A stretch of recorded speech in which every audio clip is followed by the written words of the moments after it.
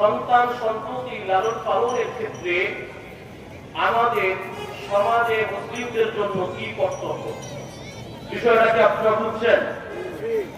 দেখেন, প্রতিনিয়ত বাংলাদেশের অধিকাংশ মিডিয়া, পত্রিকা, নিউজে আমরা এই সংবাদ পেয়ে থাকি, দেশের নানান এলাকায়, নানান অঞ্চলে ছেলেরা তার মাকে খাবার দিচ্ছে না, ছেলেরা তার বাবার হক আদায় করছে না।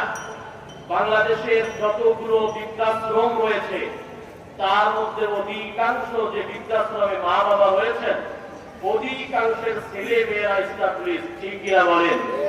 আমার সাথে আপনাদের কথা বলতে হবে, কথা কি বোঝা যায়? প্রিয় ভাইরা আমার, প্রতিনিয়ত এই সংবাদ বাংলাদেশের মিডিয়াগুলো থেকে আমরা জানতে পারি। আমি আপনাদের কাছে প্রশ্ন করব, আপনারা আমার কাছে জবাব দিবেন। এই যে সন্তানরা যে অবাধ্য হয়, এর কি দোষ শুধু সন্তানের না মাতা পিতার আছে? মাতা পিতার আছে ভাই, আছে। বর্তমান মাহফিলগুলোতে শুধু মাতা পিতা কি হক পাবে এগুলো নিয়ে আলোচনা হয়, কিন্তু অধিকাংশ মাহফিলের বক্তা যারা থাকেন, একজন মাতা পিতার যে সন্তানের জন্য কতগুলো দায়িত্ব রয়েছে সেগুলো অধিকাংশই বলে না, বলা হয়ও না। এটা আমাদেরই দোষ। প্রিয় ভাইরা আমার, বাংলাদেশে কি চাঁদাবাজি আছে না নাই? কথা বলেন সকলে, আছে না নাই? সবার কথা বলতে হবে। যারা মুসলিম তাদের প্রতিটি কথায় কণ্ঠে জোর থাকবে লিল্লাহে তাকবীর, লিল্লাহে তাকবীর। সম্মানিত ভাইরা আমার, বাংলাদেশে কি যত ভাইরা আছেন সবাই কি পীর সাহেব? চাঁদাবাজি হয়, লুটতরাজ হয়, ছিনতাই হয়, টেন্ডারবাজি হয় নাকি? সবাই কি? আমরা পত্রিকায় নিউজে দেখি 2100 কোটি টাকা, এত কোটি টাকা এই ফুটপাত থেকে সেদিক থেকে চাঁদাবাজি হচ্ছে কি হচ্ছে না? ছিনতাই হচ্ছে কি হচ্ছে না? মানুষ হত্যা হচ্ছে কি হচ্ছে না? মা বোনদের দর্শন হচ্ছে কি হচ্ছে না? এরা কি আমাদের সমাজের ভাই না অন্য গ্রহ থেকে আসে? আমাদের সমাজেরই ভাই। আমাদেরও কারো না কারো সন্তান, কারো না কারো ভাই, কারো না কারো ছেলে, কারো না কারো মামু, কারো না কারো খালু। ঠিক কিনা বলে? এরা আমাদেরই সমাজে। এরা যে এই টাকা হচ্ছে, চোর হচ্ছে, ছিনতাইকারী হচ্ছে, তারা বাংলাদেশের পার্লামেন্টে বসে লক্ষ কোটি টাকা মাইরা দিয়া পালায় গেছে। এরা তো আমাদেরই ভাই ব্রাদার। ঠিক কিনা বলেন? এরা তো কারো না কারো সন্তান। ঠিক কিনা বলেন? কারো না কারো সন্তান। এরা কেন এরকম হলো? এই জন্য দায়ভার মাতা পিতার আছে না নাই? 100% 100% আছে। কারণ আমরা গ্রাম বাংলায় একটা বাক্য শুনতাম, গাছ ভালো তার ফল ভালো, গাই ভালো তার দুধ ভালো। কথা কি আপনারা শুনছেন? গাই ভালো তার দুধ ভালো, গাছ ভালো তার ফল ভালো। আমরা যদি আমাদের সন্তানদের যে হক গুলো আছে, আকাবিরে আসলাফ নবীরা, নবী পাক সাল্লাল্লাহু আলাইহি সাল্লাম যেভাবে আদেশ করেছেন সেভাবে যদি তাদেরকে আদর্শ শিক্ষা দিতাম, তারা পুলিশ হইতো কিন্তু বাজি হইতো না। ঠিক কিনা বলে? তারা ডাক্তার হতো কিন্তু ডাকাত হতো না। ঠিক কিনা বলে? প্রিয় ভাইরা আমার, যারা পিতা আছেন আপনাদেরকে আমি বলবো, যাদের সন্তান আছে তাদেরকে বলবো, এখনো সময় আছে আমাদের সন্তানদেরকে কোরআনের যে জ্ঞানগুলো দেওয়া দরকার সেগুলো আমরা দেবো। পারবো ইনশাআল্লাহ? আমরা কোরআনের দিকে চলে যাব। আকাবিররা যারা ছিলেন, আমাদের নবী রাসূলরা যারা ছিলেন, সন্তানের ক্ষেত্রে তারা কি করেছিলেন? প্রিয় ভাইরা আমার, এই আলোচনা বোঝার আগে আরেকটা আলোচনা করতে হয়। সন্তান দুনিয়াতে যে আসে, ওরা কি আসমান থেকে আসে না বিবাহের মাধ্যমে আসে? সকলে আমার কথা কি বুঝতেছেন? তারা কি আসমান থেকে ডাইরেক্টলি আসে নাকি বিবাহের মাধ্যমে আসেন? বিবাহের মাধ্যমে আসে। যারা বিবাহ করেন নাই তাদের জন্য এই আলোচনা বিশেষ গুরুত্বপূর্ণ। এই সন্তান দুনিয়াতে আসার আগেই আমরা যে সন্তানদের প্রতি অত্যাচার করতেছি, আমরা অনেকে সেই বিষয়টা জানি না। সন্তান দুনিয়াতে আসার আগেই আমরা অনেক বাবারা আমি একজন বাবা, আমারও মেয়ে আছে, তো আমরা সন্তান দুনিয়াতে আসার আগেই ওদের প্রতি জুলুম করতেছি, অত্যাচার করতেছি, এগুলো আমাদের অনেকেরই জানা নেই। সেটা কিভাবে জানেন আপনারা? সন্তান দুনিয়াতে আসতে হলে বিবাহ করতে হয়। সন্তানের প্রথম হক হলো তাকে একজন নেককার মায়ের ব্যবস্থাপনা করা। সন্তানের প্রথম হক কি ভাই? এই আলোচনা মুখস্থ করবে, প্র্যাকটিক্যালি আমল করবে, ইনশাআল্লাহ পারবে ইনশাআল্লাহ। প্রথম সন্তানের হক হলো তাকে একজন নেককার মা উপহার দেওয়া। আমরা সমাজে আগের কালে যারা মুরব্বীরা ছিলেন, তারা ছেলে অথবা নাতি যখন বিবাহ করানোর জন্য যাইতেন, তখন তারা মেয়ের ইন্টারভিউ নিতেন, মেয়ে কোরআন শরীফ পড়তে পারে কিনা, সূরা ফাতিহা ভালো পারে কিনা, নামাজ শুদ্ধ করে পড়তে পারে কিনা, পর্দা মেনটেন করে কিনা, এইগুলো সব খোঁজ খবর নেওয়া হতো। বর্তমান সমাজে জিজ্ঞাসা ওর বাবার কয়টা ফ্ল্যাট আছে ঢাকায়, ঠিক কিনা বলেন? জিজ্ঞাসা করা হয়, যদি এতিম হয় এখানে তো কেউ যাবে না, কারণ ওখান থেকে তো ভালো কিছু আসবে না। জিজ্ঞাসা করা মেয়ে কি টিকটক করেছো, বুঝেন না টিকটক পাগলের মতো লাফালাফি করে। যদি কোনো সেলিব্রিটি হয়, অর্থায়ন থাকে, তাহলে সেই মেয়েকে আমরা সেখান থেকে আনার জন্য হামাগুড়ি খাই, ঠিক কিনা বলে? আমাদের সবার নজরটাকে সুন্দরী একজন রমণী হবে, তার চারিত্রিক অবস্থাটা কি সেটা আমাদের খেয়াল থাকে।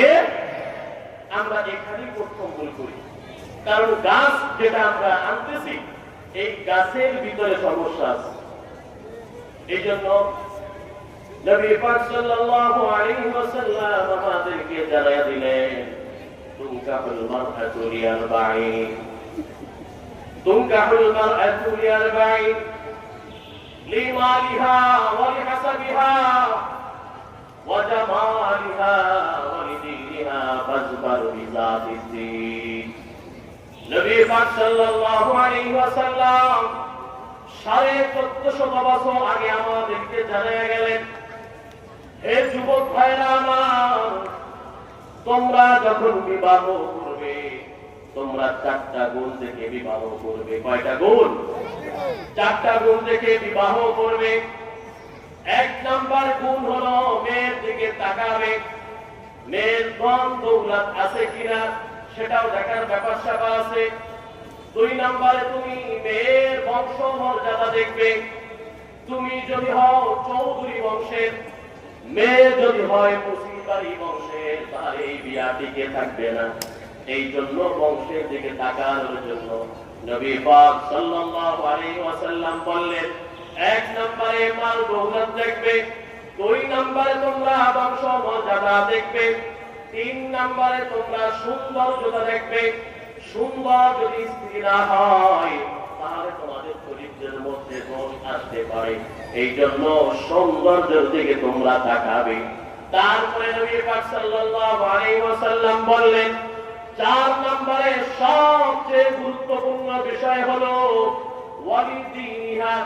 তোমরা যখন বিবাহ করবে, এই 3টার পাশাপাশি সব সময় খেয়াল রাখবে, এই মেয়ের ভিতরে যেন দিন থাকে, ধর্ম থাকে, আল্লাহ তাআলার ভয় থাকে। ফাজফার বিজাতিদ দ্বীন তারিবাত ইয়াদাকা। নবী পাক সাল্লাল্লাহু আলাইহি ওয়াসাল্লাম জানিয়ে দিলেন, হে আমার উম্মতরা, তোমরা মনোযোগ সহকারে শোনো। তুমি মাল পাইছো, দৌলত পাইছো, বংশ পাইছো, কিন্তু তুমি যদি দিন না পাও, এই মেয়েকে বিবাহ করবে না। দিন পাইছো আর 3টা জিনিস পাও নাই, তাহলে আমি তোমাদেরকে জানাইয়া দিলাম, এই মেয়ে তোমার জন্য কল্যাণকার হবে, এই মেয়ে তোমার জন্য উপকারী হবে। গাছ ভালো তার ফল ভালো, গাই ভালো তার দুধ ভালো, বাছুর ভালো। এই জন্য প্রিয় ভাইরা আমার, বিবাহর সময় যদি আমি সৌন্দর্য পাই, আমি যদি বংশ মর্যাদা পাই, আমি যদি মাল দৌলত পাই, আলহামদুলিল্লাহ। কিন্তু আমার খেয়াল রাখতে হবে, আমার যে পুত্রবধূ হবে, আমার ছেলের বউ যে হবে, আমার স্ত্রী যে হবে, আমার নাতি বউ যিনি হবে, তার মধ্যে সর্বপ্রথম দিন থাকতে হবে। কি থাকতে হবে ভাই? দিন। দিন যদি না থাকে, নবী পাক সাল্লাল্লাহু আলাইহি ওয়াসাল্লাম বলেন, সারিবাত ইয়াদাকা, তোমার হাত ধুলায় দূষিত হোক। অর্থাৎ এই বিয়ে দিয়ে তোমার ক্ষতি অবশ্যই আছে। বুঝতে পারছেন প্রিয় ভাইরা আমার? যদি আমরা ছেলেকে বিবাহ করাই, অনেক মুরব্বীরা আছেন, আপনাদের তার সুযোগ নেই, ছেলেদেরকে যদি করান অথবা নাতিদেরকে যদি করান, তাহলে এই গুণগুলো খেয়াল রাখবেন তো ইনশাআল্লাহ। মা যদি ভালো হয় তাহলে ফল ভালো হবে। আমি আপনাদেরকে কোরআন হাদিস থেকে কয়েকটি বর্ণনা শোনাই। যদি মা ভালো হয়, সন্তান ভালো হয়। ওমর ইবনে আব্দুল আজিজের নাম শুনছেন? ওমর ইবনে আব্দুল আজিজের নাম শুনছেন আপনারা? ওমর ইবনে আব্দুল আজিজের যিনি মা ছিলেন, সম্মানিতা মা, তার নাম ছিল লাইলা বিনতে আসিম। কি নাম ভাই? লাইলা বিনতে আসিম। এই আসিম অর্থাৎ আসিমের মেয়ে হলো লাইলা, লাইলার ছেলে হলো হযরত ওমর ইবনে আব্দুল আজিজ। আসিম কে ছিল? আসিমের আরেকটা নাম হলো আবু শাহমা, যিনি হলেন ফারুক আযম, ওমর ফারুক রাদিয়াল্লাহু তাআলা আনহুর একজন সুযোগ্য সন্তান। পড়েন না সুবহানাল্লাহ। ফারুক আযম ওমর ফারুক রাদিয়াল্লাহু তাআলা আনহুর ছেলে হলো এই আসিম। এই আসিম রাদিয়াল্লাহু তাআলা আনহুর ছেলের পরে নাতনির ছেলে। বুঝতে পারছেন? আসিম হলো ওমর রাদিয়াল্লাহু তাআলা আনহুর ছেলে। আসিমের থেকে হলো এই যে লাইলা, লাইলার ঘরে হলো কে? হযরত ওমর ইবনে আব্দুল আজিজ। আর এই যে আসিমকে যে বিবাহ করানো হয়েছিল, এই ঘটনা আমরা সকলে জানি, প্রসিদ্ধ ঘটনা। ওই যে হযরত ওমর ফারুক রাদিয়াল্লাহু আনহু রাষ্ট্রে জারি করে দিল, এখন আর কেউ দুধের সাথে পানি মিলাবেন না। রাষ্ট্রের শিরোধার্য বাক্য, আজ থেকে কেউ দুধে পানি মিলাবেন না। বাংলাদেশে খাবারে ভেজাল আছে ভাই? আছে। রাষ্ট্রের শুরুতেই তো ঝামেলা। যারা যারা ওই যে পার্লামেন্টে থাকে, এদের নানান ধরনের ব্যবসা থাকে। ওমর ইবনে আব্দুল আজিজ যখন খলিফা হলেন, মাত্র 3 বছর ছিলেন, তিনি সর্বপ্রথম নিয়ম করলেন, যারা পার্লামেন্টে থাকবে, আমার মন্ত্রী পরিষদ থাকবে, তারা কখনো পশ্চিমকালেও বাংলাদেশের ব্যবসার সাথে সম্পৃক্ত থাকতে পারবে। যদি থাকে তাহলে মন্ত্রীগুলো করে কি জানেন, কয়েকদিন পর পর চালের দাম বাড়াইয়া দেয়। ঠিক কিনা বলে?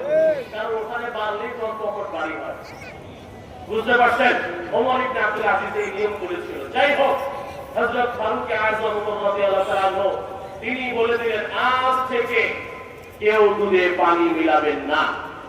তো ভালো, আলহামদুলিল্লাহ, বলে কি এই কথা শুনছেন। তো ঘটনা করবে মদিনার অলিগুলিতে রাত্রিতে হযরত ফারুক আযম ওমর রাদিয়াল্লাহু তাআলা আনহু রওনা দিলেন খোঁজ খবর নেওয়ার জন্য, দেখি তার কি অবস্থা। তিনি যাইতেছেন, হেলাল নামে একটা গোত্র ছিল, ওই গোত্রের পাশ দিয়ে। ওই গোত্রে কথোপকথন চলতেছে মা এবং মেয়ে। এই ঘরে বাপ ছিল না, এটি এই মা এবং মেয়ে দুইজনে কথা বলতেছে। মা বলতেছে মা বলতেছে মেয়েকে, তুমি পানিতে দুধে এই দুধের পানি মিলাও। আর মেয়ে বলতেছে, মা দুধে পানি মিলানো যাবে না, কারণ গভর্নর নিষেধ করেছেন, এখানে পানিতে দুধে পানি মিলানো যাবে না। মা বলতেছে, মেয়ে আমার, এই গভীর রজনীতে এই যে আমাদের গভর্নর খলিফা, উনি কি আমাদেরকে দেখবেন বা আমাদের কথা শুনবেন? ওই মেয়ে কি জবাব দিচ্ছে আপনারা শুনলে অবাক হয়ে যাবেন। তিনি ডাক দিয়া বললেন, মা, যদিও গভর্নর খলিফাতুল মুসলিমিন ফারুক আযম ওমর রাদিয়াল্লাহু তাআলা আনহু এই গভীর রজনীতে তিনি দেখবেন না, শুনবেন না, কিন্তু মা, যিনি খলিফাতুল মুসলিমিন, তার তো বড় একজন রব আছে, তার তো মালিক আছে। মালিক তো আসমানে বসে, এমন কোন জিনিস নাই যা দেখেন না। আল্লাহ তাআলা এমন একজন রব, তার ইলমের বাইরে কোনো কিছু নাই। কোরআনুল কারীমে আল্লাহ তাআলা আমাদেরকে জানিয়ে দিলেন, ওয়ামা তাসকুতু মিন ওয়ারাকাতিন ইল্লা ইয়ালামুহা ওয়ালা হাববাতিন ফি যুলুমাতিল আরদ ওয়ালা রাব্বিন ওয়ালা ইয়াবিসিন ইল্লা ফি কিতাবিন মুবিন। আল্লাহ তাআলা কোরআনুল কারীমের মধ্যে জানিয়ে দিলেন, হে আমার বান্দারা, তোমরা মনোযোগ সহকারে শুনে থাকো, মনোযোগ সহকারে বুঝো।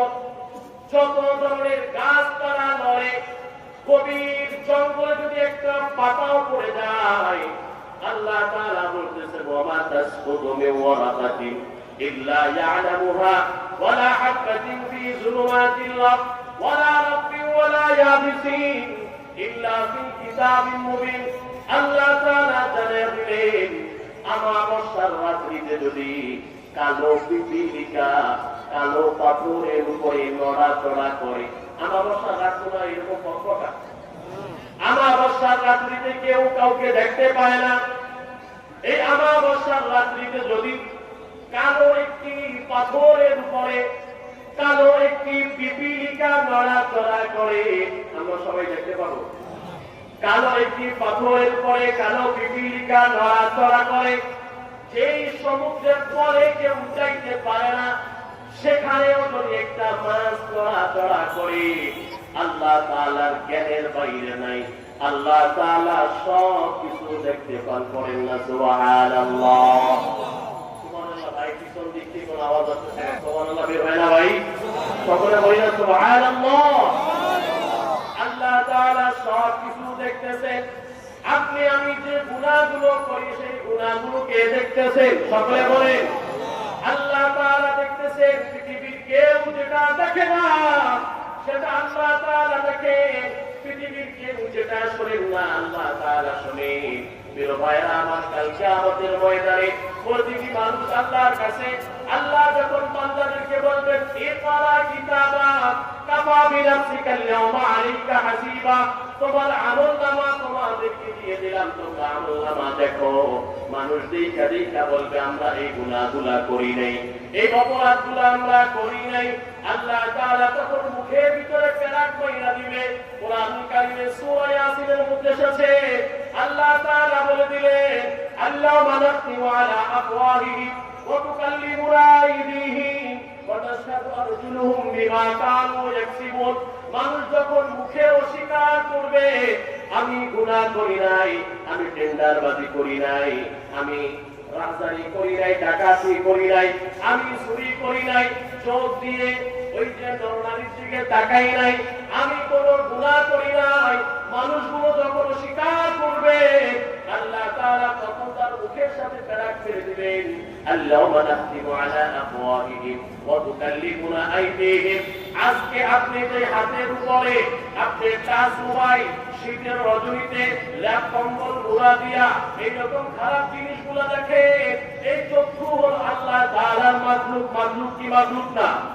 এই চোখ আল্লাহ বানাইছেন কিনা? আল্লাহ তাআলা বানাইছেন। এই চক্ষু কাল কিয়ামতের ময়দানে আপনার বিরুদ্ধে সাক্ষী দিবে, এই হাত আপনার বিরুদ্ধে সাক্ষী দিবে, আপনার পা আপনার বিরুদ্ধে সাক্ষী দিবে। অতুকাল্লিমুনা আইদিহিম ওয়া তাশহাদু আরজুলুহুম বিমা কানু ইয়াকসিবুন। এই যে হাত আপনার সামনে দেখতেছেন, এই হাতগুলো প্রত্যেকটা আঙ্গুলের মাথা থেকে মুখের হবে। আল্লাহ তাআলার কাছে বলবে আল্লাহ তোমার বান্দা এই অপরাধগুলো করেছে। এই জন্য প্রিয় ভাইরা আমার, আপনাদেরকে বলবো গুনাহ যেখানেই যে আমরা করি না কেন, আল্লাহ তাআলার ইলমের বাইরে যায়া আমরা কেউ গুনাহ করতে পারবো না। ওই মেয়ে তার মাকে ডাক দিয়া বলে মা, আজকে যদিও খলিফাতুল মুসলিমিন তিনি আজকে আমাদের কথা নাও শুনতে পারেন, তিনি হয়তো আসবেন না রজনীতে, কিন্তু খলিফাতুল মুসলিমিনের রব তিনি তো কখনো ঘুমায় না, তিনি তো সর্ব অবস্থায় আমাদেরকে দেখেন, তিনি সর্ব অবস্থায় আমাদের কথা শোনেন। প্রিয় ভাইয়েরা, আমরা যখনই আল্লাহকে আল্লাহ বলে ডাক দেই আল্লাহ তাআলা সাথে সাথে ডাকে সাড়া দেয়। কোরআনুল কারীম আল্লাহ তাআলা বললেন উদউনি আস্তাজিব লাকুম, উদউনি আস্তাজিব লাকুম। আল্লাহ তাআলা বলে তোমরা যখনই আমাকে ডাকবে আমি আল্লাহ তাআলা তখন তোমাদের ডাকে সাথে সাথে সাড়া দেই। বলেন না সুবহানাল্লাহ। আল্লাহকে আপনি আল্লাহ বলে ডাক দিবেন, সেটা যে কয়টা রাত 10 থেকে যখন যেই টাইমে আপনি আল্লাহকে আল্লাহ বলে ডাক দিবেন তখনই সাথে সাথে আল্লাহ তাআলা আমার ডাকে সাড়া দিয়ে বলে আব্দুল্লাহ, হ্যাঁ হাবিবুল্লাহ, তুই কি চাস? তোর কি রিজিক লাগবে? তোর কি আমার কাছে ক্ষমা চাই? তোর কি চাই? তুমি আল্লাহর কাছে চা, আমি আল্লাহ তাআলা তোকে দান করবো। বলেন না সুবহানাল্লাহ। প্রিয় ভাইরা আমার, আল্লাহ তাআলা সর্বাবস্থায় আমাদের কথাগুলো শুনতে পান। এই যে মেয়ে তার মাকে বললেন বাবা খলিফাতুল মুসলিমিন না শুনলেও আমাদের খলিফাতুল মুসলিমিন একজন রব আছে, ওই আল্লাহ তাআলা তো সব কথাগুলো শোনেন, সব কথাগুলো শোনেন। তিনি আমাদেরকে দেখেন কিভাবে আমি এই দুধের সাথে পানি মিলাবো। ওদিকে দেখেন খলিফাতুল মুসলিমিন হযরতে ওমর ফারুক রাদিয়াল্লাহু তাআলা আনহু তিনিও যাইতেছিলেন, এই কথাগুলো তিনি শুনছেন। পরের দিন সকালবেলা দুইটা রিওয়ায়াত এসেছে, একটা হলো তাবাকাতে ইবনে সাদ, এই রিওয়ায়াতে একটা এই ঘটনা এসেছে, আরেকটা হলো ইবনুল জাওজি রাহিমাহুল্লাহ একটা কিতাব আছে ইবনুল জাওজিয়া নামে, এই কিতাবের মধ্যে ঘটনা এসেছে। ঘটনা এইভাবে আসলো, কেউ বলে হযরত ওমর রাদিয়াল্লাহু তাআলা আনহু তার ছেলেকে পাঠাইছেন। আরেকটা রিওয়ায়াত আছে ওমর রাদিয়াল্লাহু তাআলা আনহু যিনি গোলাম ছিলেন আসলাম রাদিয়াল্লাহু তাআলা আনহু রাহমাতুল্লাহ আলাইহি, তাকে পাঠানো হয়েছে ওই এলাকায় বা ওই গোত্রে খোঁজ খবর নেওয়ার জন্য, যাও কে এই মেয়ে বা এই বংশের পরিচয়টা নিয়ে আসে। তিনি গেলেন, যাওয়ার পরে তাদেরকে ডাইকে নিয়ে আসা হলো। একটা পর্যায়ে হযরত ওমর ফারুক রাদিয়াল্লাহু তাআলা আনহু ছেলে আসিম রাদিয়াল্লাহু তাআলা আনহুর সাথে ওই মেয়ের সাথে বিবাহ হয়। এই ঘটনা আমি আপনাদেরকে বুঝিয়ে চাইলাম যে আসিম রাদিয়াল্লাহু তাআলা আনহুর সাথে ওই মেয়ে যখন বিবাহ হয়, বিবাহ হওয়ার পরে ওখান থেকে আসেন আপনার যে লায়লা নামে যে মেয়ে আসেন, তার গর্ভে আসেন ওমর ইবনে আব্দুল আজিজ। করেন না সুবহানাল্লাহ। তার মানে তার নানা, এই যে ওমর ইবনে আব্দুল আজিজের নানা হলেন কে? নানার পর নানা যাকে আমরা বলি, তিনি হলেন হযরত ওমর ফারুক রাদিয়াল্লাহু তাআলা। প্রিয় ভাইরা আমার, এই জন্য গাছ ভালো হলে কি হয় ভাই? ফল ভালো হয়। গাছ যদি ভালো না হয়, ফল ভালো হয় না। প্রিয় ভাইরা আমার, এই ওমর ইবনে আব্দুল আজিজ তিনি 3 বছর খেলাফত ছিলেন। এই ওমর ইবনে আব্দুল আজিজ যখন ইন্তেকাল করেন, তাকে উমাইয়া খেলাফতে সেনাপতি মাসলামা ইবনে আব্দুল মালিক আইসা বলতেছেন ওমর ইবনে আব্দুল আজিজকে, হুজুর আপনি তো অসুস্থ খলিফাতুল মুসলিমিন, আপনি তো এমন কোন সম্পদ রাইখা যান নাই, আমাদের মন্ত্রী মিনিস্টারের টাকা মনে হয় 200 টাকা থাকে নাকি, এত পরিমাণ টাকা থাকে কম্পিউটার দিয়ে হিসাব করা যায় না, ঠিক কিনা বলে? এক একজনে ব্যাংক খায়, রাষ্ট্র শেষ করে পালায়, কুকুর যে এরকম ভাবে পেলে চেপে পুটে খাইয়া শেষ করে দেয়, আগের যে শরীরে শাসক ছিল এদের মন্ত্রীগুলোতে রাষ্ট্রের টাকাগুলো সম্পদগুলো এই কুকুরের মতো চেপে পুটে শেষ করে দিয়েছে, ঠিক কিনা বলে? খলিফাতুল মুসলিমিন ওমর ইবনে আব্দুল আজিজ তিনি যখন ইন্তেকাল করেন, তার এমন কোন ব্যবস্থাপনা নাই। তার সন্তান ছিল 13 জন। কতজন? 13 জন সন্তান সন্ততি ছিল। এই উমাইয়া সেনাপতি মাসলামা ইবনে আব্দুল মালিক তিনি বললেন, আপনি তো দুনিয়া থেকে চলে যাইতেছেন, খলিফাতুল মুসলিমিন আপনার তো এমন কোন সম্পদ নাই যেগুলো আপনার ছেলে মেয়েরা খাবে। ওমর ইবনে আব্দুল আজিজ ডাক দিয়ে বললেন, শোনো, আমি আমার ছেলে মেয়ের জন্য কোন ধন দৌলত সম্পদ রেখে যাই নাই, কিন্তু আমি তাদের অন্তরে কোরআন হাদিস রাইখা গেছি। আল্লাহ তাআলা আশা করা যায় তারা যদি সৎ থাকে, তারা যদি ঈমানের উপরে থাকে, ইসলামের উপরে ইস্তেকামত থাকে, আল্লাহ তাআলা তাদেরকে ধন দৌলত দিবেন এবং সম্মানের ভিতরে রাখবেন। বলেন না সুবহানাল্লাহ। দ্বিতীয় আরেকবার বললেন, খলিফাতুল মুসলিমিন আপনার কাছে আমার আরেকটা রিকোয়েস্ট, সেটা হলো আমার ব্যক্তিগত সম্পদ আছে 3 লক্ষ দিনার। কত দিনার? 3 লক্ষ দিনার আমার সম্পদ আছে। খলিফাতুল মুসলিমিন আপনাকে আমি হাদিয়া দিব, এই সম্পদগুলো আপনি আপনার সন্তানদের জন্য রেখে যান। তিনি বললেন, শোনো সেনাপতি, আমি তোমার কাছে একটা কথা বলি, আমি আমার সন্তানদেরকে আমি এই ধন দৌলতের উপরে ভরসা করে রেখে দিতে চাই না। আমি চাই এই সমস্ত সম্পত্তির মালিক যিনি আমার খালেক, যিনি আমার মালিক, যিনি হলেন রাজ্জাক, তার হাতে সুপুর্দ করে দিলাম। বলেন না সুবহানাল্লাহ। মাসলামা ইবনে আব্দুল মালিককে বললেন, শোনো মাসলামা, তোমার কাছে আমার রিকোয়েস্ট হলো, তুমি যে এই 3 লক্ষ দিনার তোমার কাছে জমা আছে, এই 3 লক্ষ দিনার তুমি দয়া করে রাষ্ট্রের সেনাদের পিছনে ব্যয় করিয়ে পড়েন না সুবহানাল্লাহ। এই যে কাজ ভালো তার ফল ভালো, কাজ যদি ভালো হয় তাহলে আমাদের ফলগুলো ভালো হবে। প্রিয় ভাইয়েরা আমার, মা বাবা যদি ভালো হয় তাহলে সন্তানগুলো সাধারণত ভালো হয়। খেলাফে ক্যাস নিয়মের ব্যতিক্রম হতেও পারে, তার শতকরা 2-4 জন যে মা বাবা ভালো না সন্তান ভালো।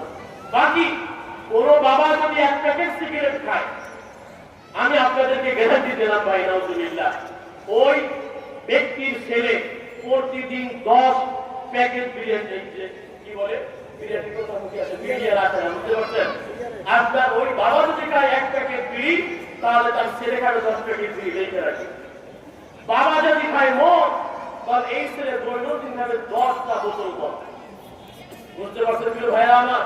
প্রতিজন সন্তান দুনিয়াতে আসার পরে তার বাবার দিকে তাকায়, তার মায়ের দিকে তাকায়। মা যদি ভালো হয় তাহলে এই বাচ্চাগুলো ভালো হবে। এই জন্য যারা ছিলেন তারা বিবাহের আগে খেয়াল রাখতেন এই মেয়েগুলোর ভিতরে জিনদারিত্ব আছে কিনা। নবী পাক সাল্লাল্লাহু আলাইহি ওয়াসাল্লাম হাদিসের মধ্যে ঘোষণা করে দিলেন, আদ-দুনিয়া কুল্লুহা মাতা ওয়া খায়রু মাতা'id দুনিয়া আল মারাতুস সালিহা। এই দুনিয়ার ভিতরে যত উপকারী জিনিস সমাজের জন্য রয়েছে, সবচেয়ে তোমাদের কাছে বেশি উপকারী জিনিস হলো এই মারাতুস সালিহা, নেককার স্ত্রী। এই নেককার স্ত্রী যার থাকবে সে দুনিয়াতে বসি জান্নাতের একটা অংশ পেয়ে যাবে। আর যার ঘরের স্ত্রী মাশাআল্লাহ মাছ যদি আনে কোনোদিন, সারা বছর ভালো মাছ, সারা বছর ভালো কাপড়, সব ঠিক আছে, একদিন আপনি একটু পচা মাছ নিয়ে এসেছেন, দৌড়েয়া টিকা মারে বলে কি তোমার ঘরে জীবনও ভালো মাছ পাই নাই। এমন মহিলা সমাজে আছে না নাই? তোমার ঘরে একটা জীবনে ভালো কাপড় পাই নাই।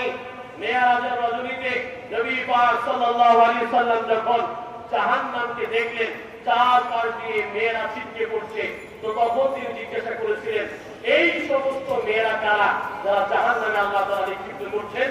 তারা হলো ওই স্বামীর সাথে কুফরি করেছে। বুঝেন নাই? কুফরি বলতে অকৃতজ্ঞতা করেছে। স্বামীকে কখনো একদিন যদি খারাপ হয়ে যায়, সারা বছরের তা ভুলে যায়। এই যে গুনাহের কারণে, এই অপকর্মের কারণে, এই মদ অভ্যাসের কারণে অধিকাংশ মেয়েরা জাহান্নামে যায়। সুতরাং মা বান্ধব যারা রয়েছেন, আপনার স্বামীর প্রতি সদয় হবে, সৎ ব্যবহার করবেন। আমরা যারা আছি প্রিয় ভাইয়েরা আমার, আমি যে কথা বলতেছিলাম, মা যদি ভালো হয়, বাবা যদি ভালো হয়, সন্তানরা অবশ্যই ভালো হবে ইনশাআল্লাহ। প্রিয় ভাইয়েরা আমার, আপনারা সকলেই জানেন আমাদের জাতির পিতা হযরত ইব্রাহিম আলাইহিস সালাতু ওয়াস সালাম, তার যখন বয়স ছিল প্রায় 90 ছুঁই, এমনই মুহূর্তে আল্লাহ তাআলার কাছে দোয়া করেছিলেন, আল্লাহ রাব্বি হাবলি মিনাস সালিহিন, আল্লাহ আপনি আমাকে একটা নেককার সন্তান দান করেন, আল্লাহ আপনি আমাকে একটা সন্তান দান করেন। আল্লাহর কাছে হাত তুলে বলেছিলেন, রাব্বি হাবলি মিনাস সালিহিন, আল্লাহ আপনি আমাকে ছেলে দান করেন। আল্লাহ তাআলা তাকে একজন ছেলে দান করেছিলেন। তার প্রথম ছেলের নাম হলো হযরত ইসমাঈল আলাইহিস সালাতু ওয়াস সালাম, দ্বিতীয় ছেলের নাম হলো হযরত ইসহাক আলাইহিস সালাতু ওয়াস সালাম। প্রিয় ভাইয়েরা আমার, আমি যে কথা আপনাদেরকে বলে বুঝাতে চাই সেটা হলো শুধু মা নয়, বাবারও করণীয় আছে। বাবার করণীয় হলো প্রথমত আল্লাহর কাছে নেক সন্তানের জন্য দোয়া করা, নেক সন্তানের জন্য দোয়া করা, আল্লাহ আপনি আমাকে একজন নেক সন্তান দান করিয়ে। নেক সন্তান পাওয়ার পরে আপনি কি করবেন? হযরত ইব্রাহিম আলাইহিস সালাম আমাদের জন্য শিক্ষা দিয়ে গেলেন। তিনি বললেন, কোরআন কারীমে উল্লেখিত রয়েছে, যখন সন্তান আসলো তিনি বললেন, আলহামদুলিল্লাহিল্লাযী ওয়াহাবা লি আলাল কিবারি ইসমাঈল ওয়া ইসহাক, আলহামদুলিল্লাহিল্লাযী ওয়াহাবা লি আলাল কিবারি ইসমাঈল ওয়া ইসহাক। সমস্ত প্রশংসা মহান রব্বে কারীমের জন্য, যিনি আমাকে বিরুদ্ধ বয়সে ইসমাঈল এবং ইসহাককে দান করেছেন। বলেন না সুবহানাল্লাহ। এই বিরুদ্ধ বয়সে তিনি আমাকে ইসমাঈল এবং ইসহাককে দান করেছেন। আমরা কোনো কিছু চাওয়ার পর যদি পাই, তাহলে সর্বপ্রথম ধন্যবাদ জানাই কাকে? জানে যারা সামনে পাই তাকে। ধরেন আপনি বাসে চড়তেছেন, অ্যাক্সিডেন্ট হওয়ার ছিল, ঘটনা করে বাইচে গেছেন, আমরা কি বলি জানেন? ড্রাইভার যারা ছিল ওঠে, ঠিক কিনা? নদীতে প্লাবন, যেই সিটা শুরু হয়েছে, আল্লাহ বিল্লাহ সবাই শুরু করে দিয়েছে। গতকালকে এই যে ভূমিকম্প হইল না 5.7, এই ভূমিকম্প সময় দেখছি ভাই সবাই দৌড় আর দৌড়, কার দিকে তার কোনো খেয়াল নাই। ছেলে রাইখা পালাইতেছে, স্ত্রীকে রাইখা পালাইতেছে, কে কোথা থেকে ভাগবে, সব দৌড়াইয়া সারা বছরেও যে জিকির না করছে ওই 2-4 মিনিটে এত বেশি জিকির করছে, ঠিক কিনা বলে? যে একটু মুসিবত আসে তখন সবাই আল্লাহকে স্মরণ করে, মুসিবত থেকে যখন বাঁচে তখন আর আল্লাহ তাআলা নাম আর নেয় না। প্রযুক্তি এখন বোঝেন নাই, প্রযুক্তির কারণে বাঁচছি গা, এই আমার বিল্ডিংটা পিলার না এত নিচে নিচে না পিলার পড়ে যায়, অমুক বিল্ডিং এর সাথে এক লাগানো পিলার পিলার হয় নাই। প্রিয় ভাইরা আমার, জাপান হলো বিশ্বের ভিতরে অন্যতম একটি রাষ্ট্র। এই রাষ্ট্র হলো তথ্য প্রযুক্তি এবং শক্তিশালী দিক থেকে সবচেয়ে আগানো। খাবার ডেলিভারি করে আমাদের দেশের মানুষ, আর ওই দেশে ডেলিভারি করে রোবট। বুঝে যায় ডেলিভারিকে আপনি ফোন দিবেন, ওখান থেকে ফুড কন্ট্রাক্ট ফোন দিবেন, খাবার ডেলিভারি করে দিচ্ছে আপনার পার্টি, যে আপনার কি বলে রোবট খাবার দিয়ে দেয়। এত উন্নত রাষ্ট্রে ভূমিকম্প হওয়ার পরে শত শত হাজার মানুষ মারা যায়। প্রিয় ভাইরা আমার, আমাদেরকে বাঁচাইছেন কে? আমাদেরকে বাঁচান কে?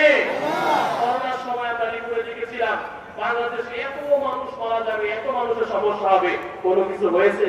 আলহামদুলিল্লাহ, আল্লাহ আমাদেরকে রক্ষা করে, আল্লাহ তাআলা রক্ষা করে। এই বাংলার জমিনে এখনো তাফসীর হয়, বাংলার জমিনে মাহফিল হয়, রাত্রি জাগরণ করে মাসুম বাচ্চারা কোরআন তেলাওয়াত করে, মসজিদে আযান হয়, 5 ওয়াক্ত নামাজ জামাতে হয়। এই সমস্ত ব্যক্তিদের কারণে আল্লাহ তাআলা আযাব থেকে আমাদেরকে রক্ষা করেন, ঠিক কিনা বলেন? এই মাসুম বাচ্চাদের কোরআন তেলাওয়াতের মাধ্যমে আল্লাহ তাআলা এই বলা মুসিবত যত কিছু আছে সব থেকে বাংলার জমিনের সকল মুসলমানদেরকে বাইরে হেফাজত করে। তো প্রিয় ভাইরা আমার, হযরত ইব্রাহিম আলাইহিস সালাম যখন আল্লাহর কাছে চাইলেন, রব আপনি আমাকে একজন নেককার সন্তান দান করেন, তখন আল্লাহ তাআলা তাকে যখন সন্তান দিলেন সর্বপ্রথম তিনি শুকরগুজার হলেন আল্লাহর কাছে। আল্লাহ আলহামদুলিল্লাহ, আলহামদুলিল্লাহিল্লাযী ওয়াহাবা লি আলাল কিবারি ইসমাঈল ওয়া ইসহাক। সমস্ত প্রশংসা মহান রব্বে কারীমের, যিনি আমাকে এই বৃদ্ধ বয়সে সন্তান দান করেছেন। আল্লাহ তাআলা আমাকে বৃদ্ধ বয়সে সন্তান দান করেছেন, এটা আল্লাহ তাআলার কৃতজ্ঞতা। আল্লাহ তাআলা সব কিছু চাইলে পারেন। প্রিয় ভাইরা আমার, এই কৃতজ্ঞতা জ্ঞাপন করে হযরত ইব্রাহিম আলাইহিস সালাম শাম দেশে বসবাস করতেন। ওই শাম দেশ থেকে তিনি সফর করে মক্কাতুল মুকাররমার কাছে নিয়ে আসতেন তার ছেলে এবং তার স্ত্রীকে। হযরত ইসমাঈল আলাইহিস সালামকে ওই শাম দেশ থেকে এই মক্কাতুল মুকাররমার পাশে নিয়ে আসছেন এবং আল্লাহর কাছে দোয়া করছেন, রব্বানা ইন্নী আসকানতু মিন যুররিয়াতি বিওয়াদিন গায়রি যী যার'ইন ইনদা বাইতিকাল মুহাররাম রব্বানা লিয়ুকিমুস সালাহ ফাজআল আফইদাতাম মিনান নাস তাহদি ইলাইহিম ওয়ারযুকহুম মিনাস সামারাতি লাআল্লাহুম ইয়াশকুরুন। আল্লাহ তাআলার কাছে বললেন, আল্লাহ আমি আমার পরিবার পরিজনকে ওই মক্কাতুল মুকাররমার পাশে রেখে আসলাম। মক্কাতুল মুকাররমার পাশে যখন হযরত ইব্রাহিম আলাইহিস সালাম ইসমাঈল আলাইহিস সালামকে রাখলেন, তখন এইরকম বিল্ডিং ছিল না, এইরকম ব্যবস্থাপনা ছিল না, শুধু মরুভূমি আর মরুভূমি, কোনো কিছু খাওয়ার মতো ব্যবস্থাপনা ছিল না, থাকার ব্যবস্থাপনা করেছিল না। আল্লাহ তাআলার কাছে রেখে গেলেন, আল্লাহর কাছে দোয়া করলেন, মালিক আপনার কাছে রেখে যাই। কেন রেখে গেলেন? এখান থেকে আমাদের জন্য শিক্ষণীয় কি প্রিয় ভাই, শাম দেশ থেকে তিনি কেন মক্কাতুল মুকাররমায় নিয়ে আসলেন? ওই যে কোরআনুল কারীম স্পষ্ট বলে যায়, রব্বানা লিয়ুকিমুস সালাহ ফাজআল আফইদাতাম মিনান নাস। আমি শাম দেশ থেকে এই মক্কাতুল মুকাররমায় হযরত ইসমাঈলকে কেন রাখলাম? আল্লাহ আপনি তো ভালো করেই জানেন, ইসমাঈল যেন 5 ওয়াক্ত নামাজ ভাই পড়েন না। সুবহানাল্লাহ, সুবহানাল্লাহ বললেন না? ওই শাম দেশ থেকে আমি ইসমাঈলকে এই মক্কাতুল মুকাররমায় রেখে গেলাম। ইসমাঈল যেন একজন নামাজি হয়। তখন তো আর 5 ওয়াক্ত নামাজ ছিল না, এক এক ধর্মে এক এক রকম ছিল, কোন ধর্মে 2 ওয়াক্ত, 4 ওয়াক্ত, 5 ওয়াক্ত এইরকম। প্রিয় ভাইরা আমার, আল্লাহর কাছে বললেন, আল্লাহ আমার পরিবার পরিজনকে মক্কাতুল মুকাররমার পাশে রাখলাম, আমার ইসমাঈল যেন নামাজি হয়। আমাদের এখান থেকে শিক্ষণীয় হলো পিতা হওয়ার পরে আমাদের করণীয় হলো, যদি কোনো এলাকা এমন থাকে যে এলাকায় ভালো মানুষ বসবাস করে না, সেখান থেকে হিজরত করে ভালো একটা এলাকায় যে আমার সন্তান সন্ততিকে ভালো মানুষ বানানো, এটা একজন পিতার দায়িত্ব। এবং আল্লাহ তাআলার কাছে দোয়া করা যে আল্লাহ আমার এই ছেলেগুলোর ভালো করে। প্রিয় ভাই, শুধু তাই নয়, তিনি আল্লাহর কাছে আরো দোয়া করেছেন। কোরআন কারীমের দিকে তাকান, উনি আল্লাহর কাছে বলতেছেন, রব্বানা হাব লানা মিন আজওয়াজিনা ওয়া যুররিয়াতিনা কুররাতা আয়ুন রব্বি ইজআল হাযাল বালাদা আমিনা ওয়াজনুবনি ওয়া বানিয়া আন না'বুদাল আসনাম।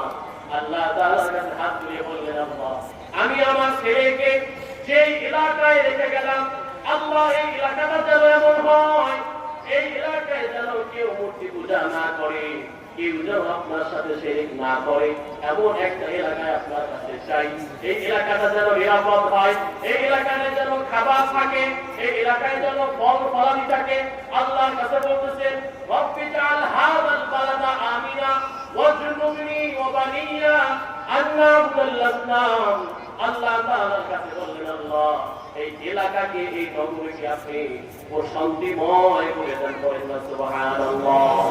আমাদের দেশগুলো তো নিরাপদ, রাস্তা দিয়ে হাইটে গেলে উপর দিকে পিলার করে মানুষ মরে কি মরে না? প্রিয় ভাইয়েরা আমার, শান্তিময় রাষ্ট্র এটা প্রতিটি মানুষের জন্য কাম্য থাকে।